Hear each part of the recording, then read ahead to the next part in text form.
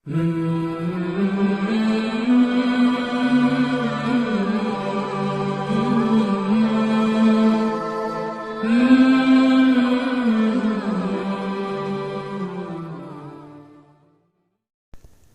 اس video میں ہم آپ کو بتائیں گے کہ اگر رنج و غم دور کرنا ہو تو کون سی دعا پڑھیں۔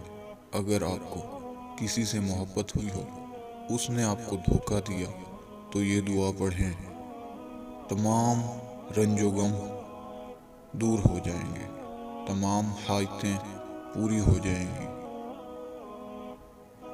دعا ہے وَأُفَوِّضُ أَمْرِي إِلَى اللَّهِ إِنَّ اللَّهَ بَصِيرٌ بِالْعِبَادِ۔ رنج و غم دور کرنے کے لیے اس آیت کو روزانہ 101 مرتبہ پڑھتے رہیں۔ انشاءاللہ اللہ کے فضل سے تمام غم دور ہو جائیں گے۔